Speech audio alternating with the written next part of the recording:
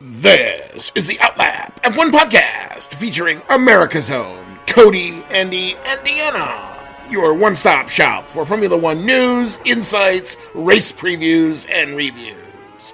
Join us on the Outlap.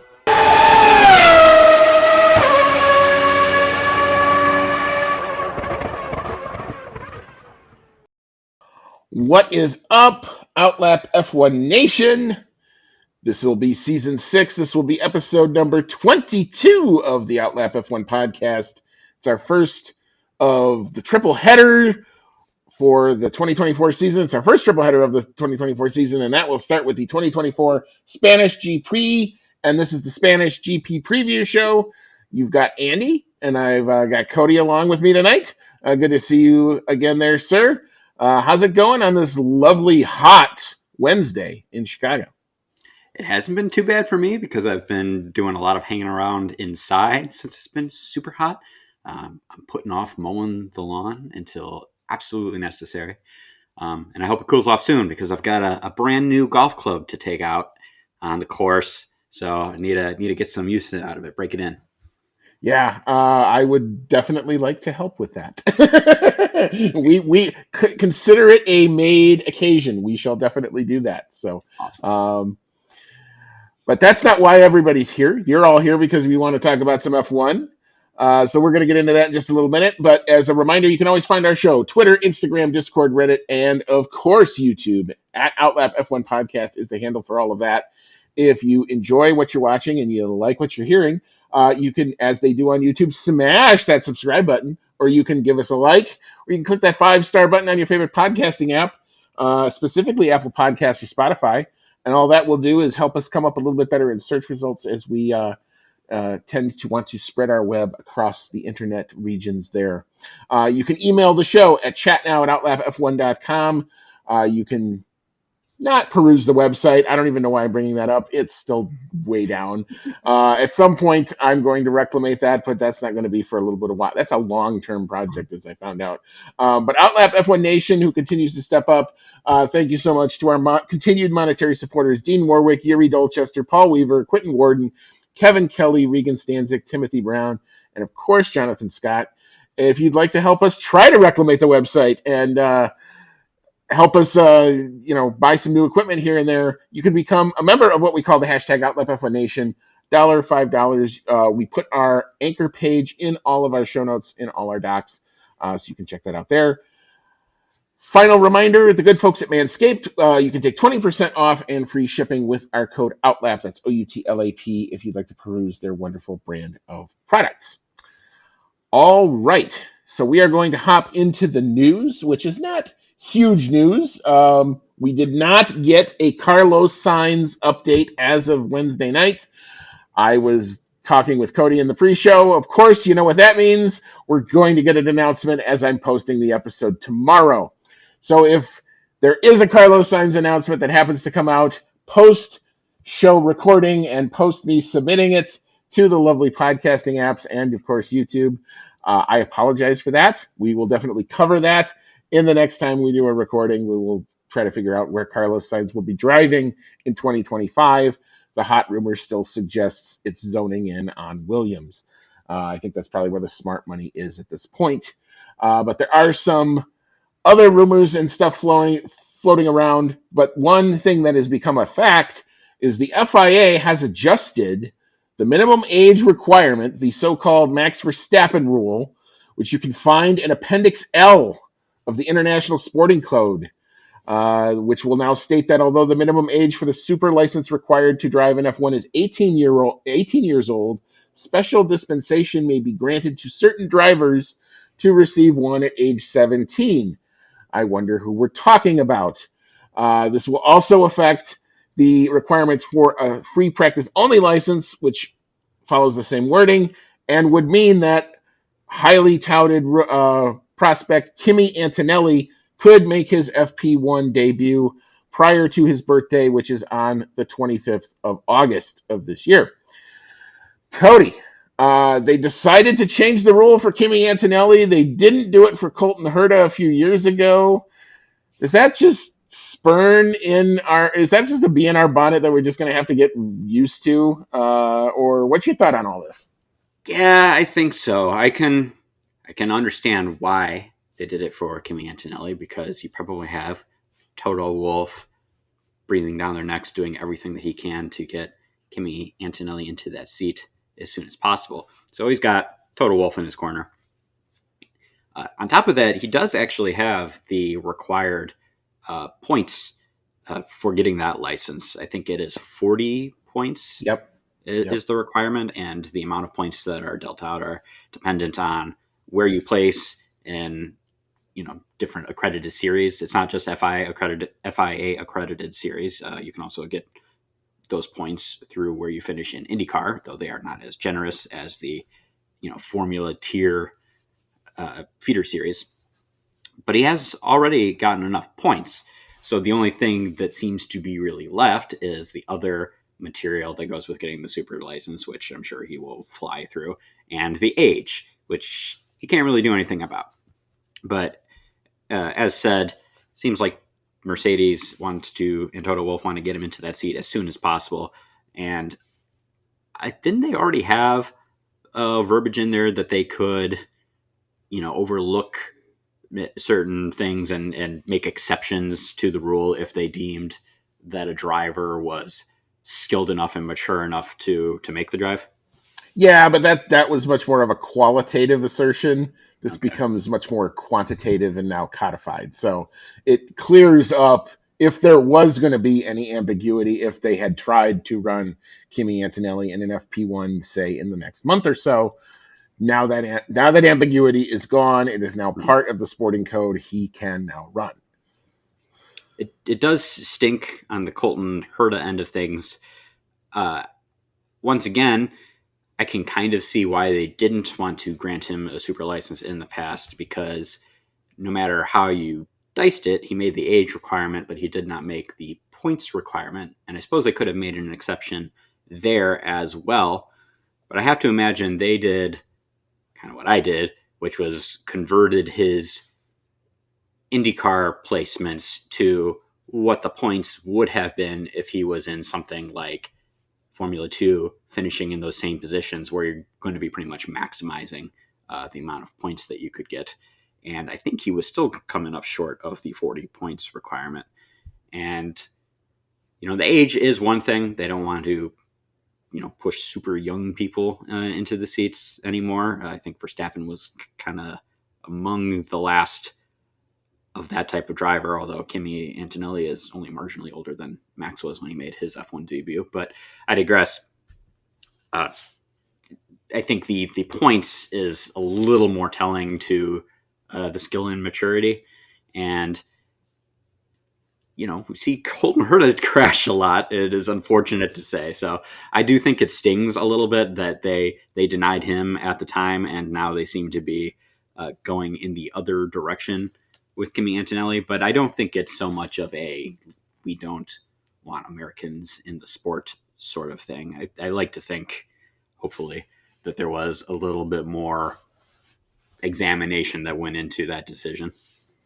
Yeah, I mean, there's a couple of different ways you can kind of look at this. You can look at this one. You can say at least the FIA has said we're acknowledging that the system as it currently is a bit broken. We definitely favor Formula 3 and Formula 2 over some other places, but we're willing to kind of look at things, and now we're going to make an exception. We don't have to be hard and fast when certain drivers seem to exceed expectations, and we're going to at least allow them to practice early enough to see if they can be evaluated or not. Okay, fine, that's fair. The next thing you got to do is you got to understand how anti IndyCar the point system really is, because I It's think you have to finish, I think it's first or second only to accumulate enough super license points in order to get to take a driver from IndyCar and say that they're FIA grade 1 licensed. You would have to have a couple. You would have to have a higher performance in IndyCar for sure, because I believe the Right. way the point system it looks is it looks at the sum of points that you would have acquired over your last 3 seasons. of racing. So I think it's for Formula 2, you get 40 points for finishing in first, second, or third in the standings. So if you finish in the top three for Formula 2, you already have enough points just from that one season. In IndyCar, you do get 40 points if you finish in first, but the Right. drop off from there is much more stark. It's like 40, Ex- 30, 20, 10. yeah. So you could finish fourth place in the standings 3 years in a row, which is certainly nothing to sneeze at, and you still wouldn't have enough points to qualify for a super license, which is, I would say a little broken because we've seen that there are some extraordinarily talented and competitive drivers in IndyCar, but the nature of IndyCar is also that you have a few bad races, people are a lot closer, so you can easily finish outside of the top four and have a stellar season. I mean, look at Joseph Newgarden right now. I Yeah. believe he's pretty well far outside of the top four, and he's won several races. He won the Indy 500, so it's definitely a pretty broken system. Yeah, I mean it's a system that wants to reward consistency, and the one thing that IndyCar doesn't have, which is part of its draw, is you don't have a consistent general finishing order. You have tracks that favor certain teams and certain cars and certain drivers, and you have other tracks that will favor other teams and other drivers at other places. So, the variability in IndyCar kind of works it against it when you now compare it to the FIA super license system. So at least it's an acknowledgement that they're at least willing to look at things. And we'll never know how serious the Red Bull Colton Herta rumor was, if that was Helmut Marko playing two sides against the middle, which he's tend to want to do anyway. We never knew how far those talks had ever gotten. We'll never know that because they asked for the dispensation on the super license, they didn't get it, and that kind of killed whatever momentum was for there to be a possible deal. That having been said, I don't want to say that I don't think this is an anti-American thing. I want to say that they at least acknowledge the system's broken and at least they're willing to look at it moving forward. So we will continue to watch for developments to see when Kimi Antonelli will end up making an FP1 debut, and I imagine it's going to come sooner than later because Mhm. it seems Toto Wolff is hot to trot. He Everything I read seems to indicate that he wants to make up for he believed passing on Max Verstappen at like age 15 was a mistake. It's one of those things that he kind of kicks himself for a lot. So I do think he wants to make up for that, and I think he sees or he wants to see a lot of potential in Kimi Antonelli. Kimi Antonelli is currently sixth place in Formula Two. He doesn't have a win in Formula Two yet, so I don't know that is an indicator of what you're going to get. But everything I read coming out of whatever he's tested F1 machinery, it's been this glowing report, and that he's putting up the lap times right alongside George Russell, who they're having do the same test right alongside him. So we shall see. We will watch this saga, and the merry-go-round of 2025 continues to spin. That's it, probably the big takeaway there. But the FIA has made one less hurdle for Kimi Antonelli. Next story. Our movie that we have been following, watched, getting filmed. We saw some filming in Austin. We saw some filming at the British Grand Prix last year. It now has a release date. The Lewis Hamilton produced Brad Pitt F1 movie will be released by Apple TV, but it's going to be in theaters on June 25th, 2025 for the international audience. The North American audience will have its release date on June 27th, 2025. It will also include a global theatrical release, which will also include IMAX theaters. So if we want to get our ears deafened by the sound of not naturally aspirated F1, but F1 hybrids, we can try to do that. We may make a show trip out of that to go see this movie probably in the theaters. I think it would be worth the investments. But what's your thought on that? Yeah, I would definitely go see it. I definitely like the auto racing movies, not like Fast and Furious auto racing movies. Definitely not a big fan of those.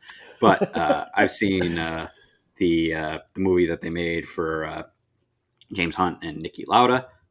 Name of that one is not coming to mind at the moment, but I thought that one was okay. Definitely enjoyed the Ford versus Ferrari movie. So that really shows that that type of movie can be done really well and be fun and interesting. So yeah, I'll definitely give it a shot. I think Brad Pitt will make definitely the playboy type of driver uh, move work pretty well. Rush was the name of the movie you're trying to Yeah, there remember you go. there. It is in my Amazon bought movie list, and I've got it in the super high def. And every once in a while, I will put it on and just go to town, enjoying the sound of the old school engines. There's just amazing shots, and they've learned how to shoot race cars. I hope what comes out of this movie, if nothing else, is that the racing scenes make sense and they're Hmm. somewhat in order. And they don't take too many liberties with that, because those are the things that when you watch every race, you tend to kind of notice and wait, that was Austria and that's Great Britain and that doesn't come before that. What are you doing? Well, you got Lewis Hamilton producing it though, That's so true. he got his input going into this, and I think he would probably have attention to that kind of detail and would speak up about it, because if there's a lot of real deal big time race fans that are going to see this for the F1 aspect of it and not just because it's Brad Pitt, um, they're going to notice stuff like that, and I think he wants it to fit into his vision as a top tier Formula One driver. Top tier is probably an understatement. One of the goats for sure. Yeah, I mean that's what my hope. I'm hoping that Lewis has his eye on the details to make sure that the racing makes sense. But anyway, we now have our release date. We will stand by in a year's time and probably do a special Brad Pitt movie review show or something like that, just to see kind of what it looks like. But stand by for that in a year's time. Next story in our docket. There are some rumors bandied about now. We've talked at length at the trials and tribulations of the Alpine team. They've been pretty made public this year. There's a whole lot of drama going on. It seems top to all the way down to the driver level. We've seen Esteban Ocon say he's no longer going to be racing for them. We don't know who's going to be filling that seat. I've seen some content out there that says the Alpine seat is the one seat that nobody tends to want to want. Yikes. And now this. So now there have been sources that have revealed that Alpine team principal Bruno Famin has been pondering the situation of Alpine reverting to a customer team for 2026. Bruno Famin has been rumored to have talks with rival manufacturers to see what the alternate options could be. The analysis I've read, if Alpine was to drop its Renault engine, would be that more than likely it would get a Honda, if nothing else, because Honda currently is the one mark that only is supplying two teams, that being Red Bull, and then eventually it will be Aston Martin and VCarb.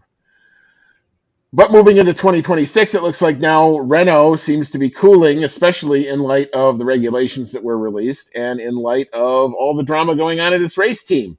So, yikes! This does not look like a good situation. Cody, what are your thoughts on this rumor? This is a bit of a shocker. It is a weird one. You think the Alpine team, which is for a long time been the Renault team. I believe Alpine is pretty much just the branding that Renault uses for a lot of their racing teams, right? But it's very strange to think.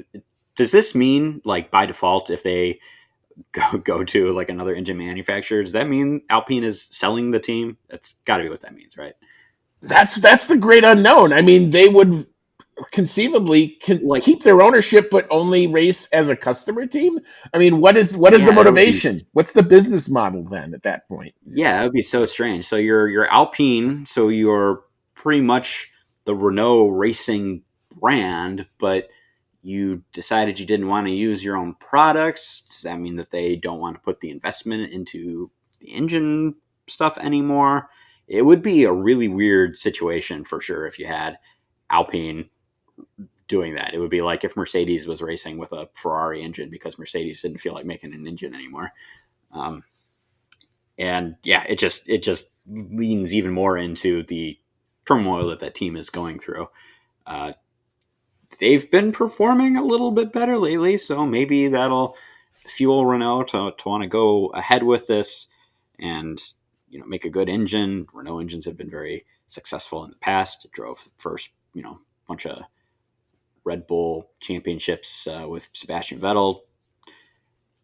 But it is a very strange situation, and we are still waiting to see who's going to be taking up that second seat. Since hearing that Ocon is leaving, and we haven't had any announcement for who's going in there. There's a lot of speculation, but it seems like it's everyone's bottom pick, except for anyone who would be coming up from F2.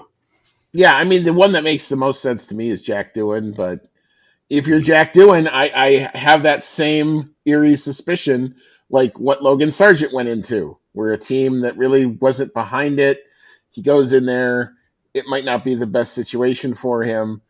Maybe he struggles along for a year or two. And then when the new money, because there will be new money, I mean, something is going to happen to this entry. It is not just simply going to go away. It's either going to get sold. And if you're Andretti, you should be calling these guys on a daily basis, coming up with your His mouth best is watering. best offer possible to get those guys out of there. I just don't see the business sense of running a Formula One team as supposedly a works make for as long as you have, and now you're just going to suddenly revert back to being a customer team. You're going to be Alpine Honda for 2 years. Mm-hmm. And of course, that goes into the bigger discussion of the 2026 regulations, which came out, got really, really pushed back from the teams, which was pretty much kind of expected. None of that's been finalized yet. So stay tuned on that. We saw what the FIA would love to have happen. The teams are pushing back on it. So we're still kind of in limbo as to what the cars and everything are going to do. We saw what a vision of what active aero could look like. There's terms like Z mode and X mode and all that stuff flying around. I'm not going to get into all of that here because until it's That's a lot. codified, yeah, I mean, there's a lot to dig into there. I mean, the fact of the matter is, it looks like 2026 is definitely going to be a brand new set of regs across the board. What that eventually does look like, we're going to have to find out. The teams are definitely going to have meetings. It's going to be one of those things they're going to get bandied about. Probably over the course of this triple header, I think they're going to be together enough and in the same room enough to try to hammer those out. And once we have them, then we'll bring them to you. But yeah, this was kind of an odd story. I saw this and I just kind of shake my head. I'm like, huh? Why would you do that? But we'll follow it. We'll see what happens. And if any new developments happen, we'll bring them to you.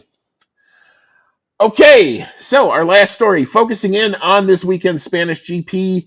The Spanish GP is always known for a couple of things, paella and upgrades to F1 cars. It is because this is the classic test track. It's always where people like to bring their biggest set of upgrade packages. We've seen now that kind of revert a bit to Imola, where that was kind of the first real proper European circuit where people brought a lot of updates to. But we have confirmed updates for the following teams. Red Bull, looking to bounce back a little bit after some not totally out of form, but not dominant what they're used to seeing form in the last few weeks. Ferrari looking to bounce back after definitely a subpar Canadian GP for them. McLaren continuing to try to build positive momentum on their package as their car is, they're now almost in a fight for P2 in the constructors. Don't want to call it a fight yet, but almost there. And then Mercedes, who came up really looking really strong in the last two races. Of course, those tracks had some slow speed corners. This is high speed, much more apt to what I would say a Red Bull or McLaren chassis on paper, you would think. But if they're all bringing updates, we could continue to see the field continue to tighten. That's, I think, what we all want. Cody, what's your thought? I definitely want to see the field continue to tighten, and it's exciting to see everyone kind of bringing their upgrades right around the same time again, right as we've seen over the last couple of races that the field is tightening up. I think that personally, and we'll get to this in the race predictions. I think that this is going to be a return to form for Red Bull. This is a nice, typical racetrack where it's not going to cause some of the issues that the Red Bull team has been experiencing with a rougher track surface or need to ride over the curbs. I think they're going to do very well here, but it will be, and they're bringing their own upgrades.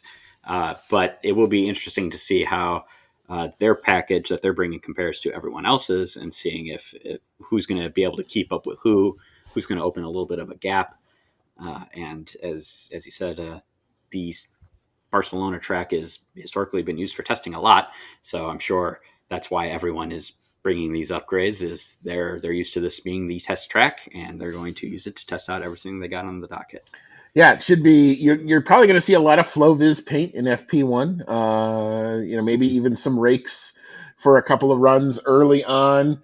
The early running will probably not be very satisfying, especially if you're one of the drivers who's getting an FP1 drive like Ali Behrman, who I think is going to be in the car for Haas this weekend. So, yeah, I mean, it's just what Spain always is. It's kind of the home of the update.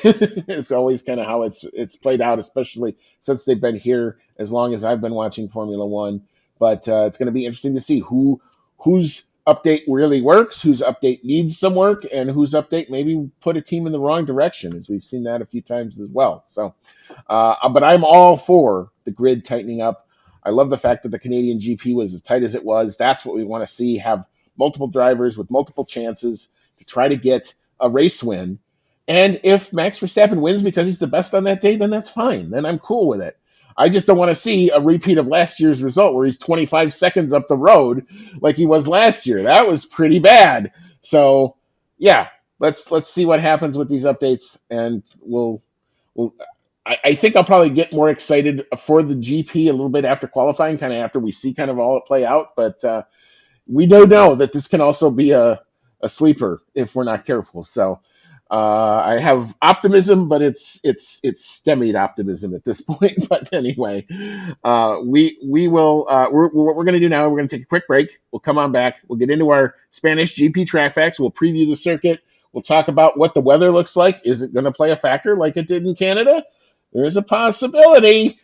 So come on back. We'll get into all that, and then we're going to try one more time to see what's going to happen over the weekend. We both have to do a lot better than we did in the last round. The rain shower didn't help us last time. Does it throw a wrench in our a monkey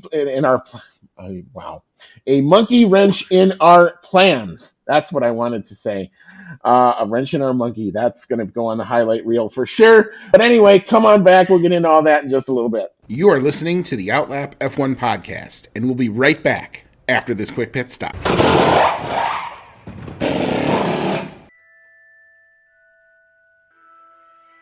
Grab your flu powder, broomstick, or apparate to your favorite audio streaming service to join the discussion on Hogwarts, a podcast, where Dan and his friends have in-depth chapter-by-chapter breakdowns of each Harry Potter novel.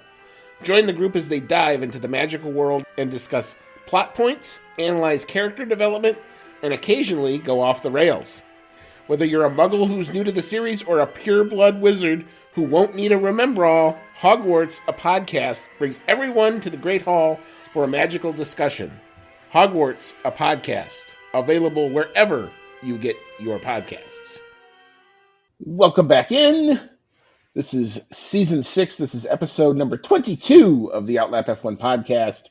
It's the 2024 Spanish GP race preview show. It's the first of the European triple header legs. You've got Andy, and I'm along with Cody tonight. And we're about to hop into our Spanish GP track facts brought to us by the good folks at Pirelli Motorsport. So, Cody, tell us about the Circuit de Barcelona, Catalunya. All right, as you said, our first round of the European triple header is going to start out at the Circuit de Barcelona, Catalunya, located in Montmeló, Spain. Number of laps around for this Grand Prix is 66, and the track length is 4.657 kilometers, and that is 2.9 miles for you American fans. Tire selection from Pirelli for this race is the C1, C2, and C3 compounds. And the Pirelli track characteristics are a 3 out of 5 for traction, 3 out of 5 for braking, 5 out of 5 for lateral load, 5 out of 5 for tire stress, 3 out of 5 for track evolution, 3 out of 5 for asphalt grip, 4 out of 5 for asphalt abrasion, and a 4 out of 5 for downforce. The qualifying lap record around this circuit is a 1 minute 12.272 seconds, and that was set by Max Verstappen just last year. while the race lap record was also just set last year, also by Max Verstappen, and that was a 1 minute 16.330 seconds. Most wins around the circuits of Barcelona and Catalunya is a tie between two big greats of the sport, Michael Schumacher and Lewis Hamilton, both with 6 wins apiece here. Second most is another tie between Mika Hakkinen and Max Verstappen with 3 wins apiece, and then third is a 3-way tie between Fernando Alonso, Kimi Räikkönen, and Nigel Mansell with 2 wins each. Most constructor wins here goes to Ferrari with 8, followed by Mercedes with 7, Williams with 6, Red Bull with 5, McLaren with 4. So a nice step down, a lot of big teams here with lots of wins. And then lastly, Renault with 1 victory. What's the circuit like, Andy? All right, the drivers love the Circuit de Barcelona Catalunya, which is just as well, because they spend, in normal F1 testing parlances, huge amounts of time pounding around it during winter testing, although they haven't for the last couple of years. The track is a good mix of high and low speed corners, with the challenging turn 3 right-hander a great chance to evaluate the balance of the car that your team's designers has given to you to fight for the season. As for the weather, and the weather may prove to be pivotal over the course of the weekend, qualifying looks to be dry, only a few afternoon clouds, but mainly sunny, high near 80s, so pretty much right down the middle. Winds out of the west-southwest shifting to south-southeast at 10 to 15, so maybe gusty winds, maybe catches somebody out in a qualifying lap. Chance of rain, only 6%.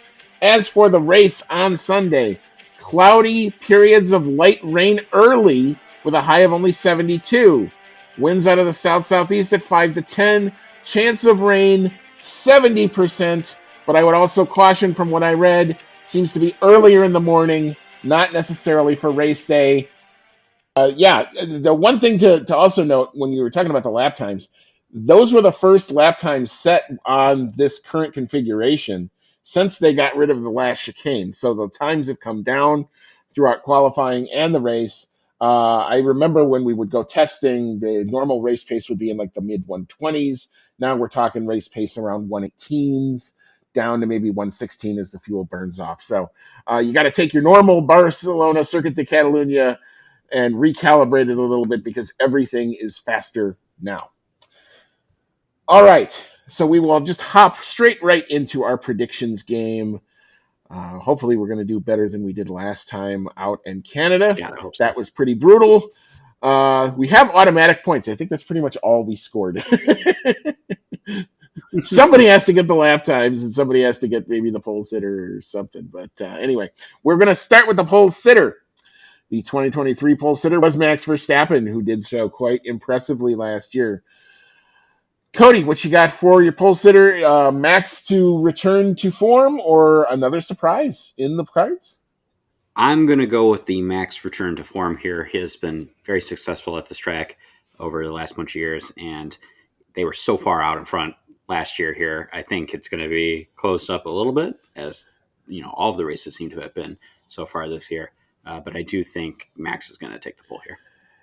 Yeah, I tend to agree, simply because of it's going to be dry, and if there was not a rain or there's not anything to kind of throw them off, I do think this is a circuit that will suit the Red Bull package, as we've seen it a lot better. You made a good point earlier. Not a lot of curbs, not a lot of not a lot of huge slow speed corners either. Very high speed. I think it's going to be between Max and Lando, maybe for pole. I'm hoping that that's where it comes down to. But I think Max is going to have that little extra bit at the end. I want to give Lando a pole prediction so bad, but I can't do it until I see it. So I'm going Max Verstappen here. All right, we'll move on. So our qualifying pole lap in 2023 was a 1:12.272. That was set by the aforementioned Max Verstappen. Do we continue to go faster, or are we a tad slower? Cody, what's your thought here? Definitely think we're going to be going faster. I think we've been, for the most part, without weather interfering. The cars this year have been going a little bit faster than last year. So I'm going to go pretty generous here. I think I'm going to go about a half a second faster, roughly, with a 1 minute 11.777. All right, very good. I tend to just because this is always kind of a weird track to dial in the tires. I know there's been other years where Pirelli has had kind of been in the spotlight, like the hard was too hard and the softest was almost too Mhm. soft type situation. So I think that's going to be kind of interesting to kind of watch through Friday how the tires are reacting and where those times are going to sit. Given the fact that it's going to be dry Sunday, I do think it's going to be really close to last year's pole time. So I've got it a slightly faster, but not overly so. I've got a 112.010. All right. So our 2023 race podium was Max Verstappen in P1, Lewis Hamilton in P2, and George Russell in P3. But Max's advantage was over 24 seconds, if I recall correctly. It wasn't even close. So I'm going to go first here with my race prediction. Again, I almost want to give this one to Lando because he does like this track. I think it's going to be close. I hope he can give the fight to Max, but I feel like it's going to be Canada all over again. I got to predict Max Verstappen. I got to take the safety blanket until I see something different to go finish P1. I got Lando coming in P2. I think he's going to show really well here because he tends to go well at this track. He qualified P3 in a really crappy car last year, Tier 2. So what can he do with the updates and the upgraded car? George Russell, I think the Mercedes updates and the form is real. I think we're going to see George Russell being an annoying fly in everybody's soup moving forward. So I've got him coming in P3 here. All right. I got Max Verstappen taking the win. Not really too many surprises there. It's still a pretty safe prediction despite the other winners that we've had so far this year. I do think we're going to see a bounce back from Ferrari for this race. They were nowhere in Canada, but we're not still that far removed from Leclerc winning the Monaco Grand Prix. I think that Ferrari is going to want to prove a point here that they haven't gone anywhere. They're bringing in upgrades as well. So I think Charles Leclerc is going to perform well here and take that P2 spot. And then I agree with you that I think Norris is going to do very well here as well. I got him coming in P3. I don't think I've seen enough from Mercedes to truly believe that they're going to be taking those podium spots away from Red Bull, Ferrari, or McLaren on the regular just yet. That is more than a fair point, and those predictions are probably just as valid. So we'll see kind of how they all play out. Yeah, Ferrari was the hardest one for me to try to place here. They could either be outstanding, and they could do a 1-2 if the updates that they bring all pay off, or they could revert back to Canada form and be nowhere again. So I have giant questions. I have Ferrari questions again, and that was something I haven't had the whole year. So really don't know where to put them. But we'll move into our fastest lap and the driver. Last year's fastest lap time was a 1:16.330. That was set by Max Verstappen, who I think took everything in Spain last year. I'm gonna go Homer here. I'm gonna say Lando Norris gets it done, and he's gonna get it done with a 1:15.659. Cody, what's your thought here? That's a lot faster. I'm going to go faster than last year as well, but we're kind of flip-flopping between the qualifying predictions and the fastest lap predictions. I'm only going a little bit faster than last year. I'm going with the 1:16.003, and I think Lewis Hamilton is going to be the man to do it. While I did say that I don't think Mercedes is going to be there for the podium, they have seemed to make significant improvements, and I think Lewis Hamilton is going to be there for the fastest lap. All right, very good. So for our bonus picks, I selected P4, P6, and P9, just to make it interesting there. I'll go first here. I do have the Ferraris somewhere on this grid. Here's where I have Carlos Sainz coming home in P4. I think the fact that he will probably have made a decision on where he's going to be driving, home crowd, always tends to help the driver who's performing at home. So I think that'll help him out, gives him an extra couple tenths. So I think he'll be a force to reckon with this weekend. Also trying to tell all the other teams that passed on him, look what you're missing.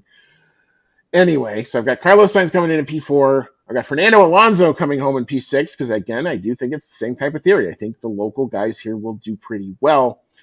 And P9, this is where I got that V-Carb team popping up yet again. I think this is where I'd like to see Yuki Tsunoda come home, get him back in the points, keep that keep that momentum going as he's trying to also figure out where his 2025 or no, now his 2026 aspirations. He's extended for 2025. He knows where he's going to be, but I think he needs to keep the pressure going to continue to help out his career. So he'll be motivated. P9 for Yuki here. What you got, Code? I agree with you for Carlos Sainz for P4. I think he's going to be getting that hometown boost to his performance, and I think he's just going to miss out on the podium, which would be kind of unfortunate. But I do think he's going to, fourth place is still very good. I think Lewis Hamilton is going to slide into that P6 spot. I think we're going to see Mercedes maybe not like revert, but kind of start to slip back down to that 5, 6, 7 spot that they've been in a lot lately. And then this last one is kind of a gut feeling, and I really don't want it to be true because I like Oscar Piastri a lot, but I do think he's going to be down there in P9. Maybe it's just the gut feeling of that he's going to have some kind of misfortune, which he seems to have had a lot so far this year. Or maybe it's a little bit of he doesn't seem to have quite the tire preservation abilities of a lot of the other drivers on the grid yet, and I'm sure he will get better at that. But you were talking about how Pirelli has had a little bit of a hard time nailing in the tires for this track in the past, and if that comes to pass here, I think it's going to hurt him just a little bit more. Yeah, I think the biggest thing for him is he just needs to have a clean, no-contact race. He hasn't had one in a while, so he needs to have the same level of downforce that he starts with at the end. So you can't really, dock him for not keeping the tires when he's got damage all the time. So he needs to kind of keep it clean, stay out of George Russell's crosshairs, and let's see what he can do. So if he can keep it clean, I think he can have a good weekend. But I see why you put him here. So we shall see what comes to pass. I love your prop bet. I hope this is the last time we have to ask the question like this for a long time, though. Your prop bet is you selected will Max Verstappen win by more than 10 seconds? I'm going to say no, and I'm going to say no just based on aggregate data from moving on from all these other places. I don't see the dominance anymore. I see good, and I think you're seeing that Max Verstappen is still a really freaking good driver because of it. But I don't see that Red Bull mystique. They're not unbeatable anymore. They can be gotten to if you can pressure them. I think Max will still win, but I don't think it's going to be more than 10 seconds. But Cody, what you got here? I do think it's going to be more than 10 seconds. For one thing, with how big the gap was last year, winning by 10 or 11 seconds would still be a big closing of the gap compared to this race last year. On top of that, we did see Red Bull win by, Max Verstappen win by pretty significant margins at the very beginning of the year, like in, say, Bahrain. And I think that we're going to see a return to this. As I discussed before, this is more of your typical racing circuit. There are no street elements here. There's no, crazy bumpy surfaces.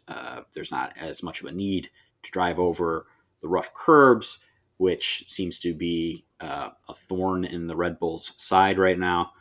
So I think this is going to suit their car very well, and Max is going to want to go out there and show that he is still the undoubted favorite to win the championship this year. Well, we will see what will come to pass over the course of the Spanish GP weekend. That's why we do it. We'd like to take our best shot at what we think is going to happen. So we will recap on the review as we always do.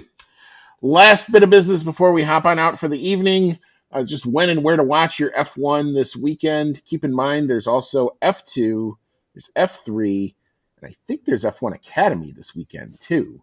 I am just going to double check to see if there's F3. Maybe they're not running, but anyway, I will get back to you on that. But for your F1 sessions, FP1 is Friday. That is 7:25 a.m. Eastern. FP2 is Friday again, 10:55 a.m. Eastern. FP3 will kick off Saturday. Early risers, if you want to watch that one, 6:25 a.m. Eastern for you. All of these so far are on ESPN2. Good news is there isn't a whole lot of other ESPN content to get in F1's way this weekend. Qualifying will take place ESPN2 Saturday. That is 9:55 a.m. Eastern. And the race on Sunday will also be back on the big ESPN. That'll be 8:55 a.m. Eastern as well. All right. Cody, any final thoughts before we hop on out? This is going to be my turn to watch the race from Wisconsin. I'm going to be up taking some time off to go fishing with my dad and grandpa next week, which will be very nice. It also means that I'm going to be watching this race from the comfort of the cottage first thing in the morning before we go off for the day. So I think it'll actually be kind of nice. The only thing is I don't have the nice setup that I bring around with me. So I'm just going to be watching this one from my phone. All right, very good. And I did just confirm F1 Academy, F3, and F2 this weekend as well. If you're looking for those sessions and you have ESPN, you can stream it, those other sessions through the ESPN3 or the ESPN app if you have a cable subscription, or ESPN Plus subscription as well. F1 TV is also a viable alternative to get all of those sessions in as well. All right, so we will be back, or I will be back at least on Sunday. Cody's going to be out in the hinterlands where I don't think he's as lucky as I am with where the cell towers are. So we're going to just let him go for the weekend. I'll be back in some form or whatever to try to recap all of the fun that happened on Sunday. Maybe a quick episode, maybe only a half an hour or so as I kind of tell you what's been going on. But I'll give you my takes on what I saw. Stay attuned to our social media. If we get any Carlos Sainz news, of course, I'm expecting it to drop as I'm posting this episode. But if that is the case, we'll bring it to you. We'll cover it. We'll handle all the big quotes and all that. Cody will be back next Sunday for the Austria review, or next Monday probably for the Austria review.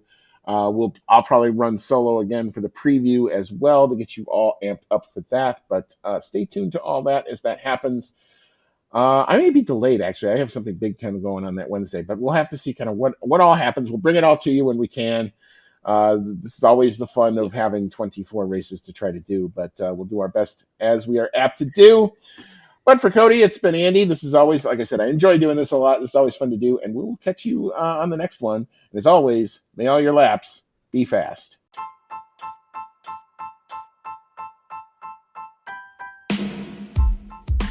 Thank you for listening to today's episode of the Outlap F1 podcast. If you like what you heard, click that subscribe button and be sure to leave us a 5-star review. If you want to connect with us outside of the show, check out our website at www.outlapf1.com.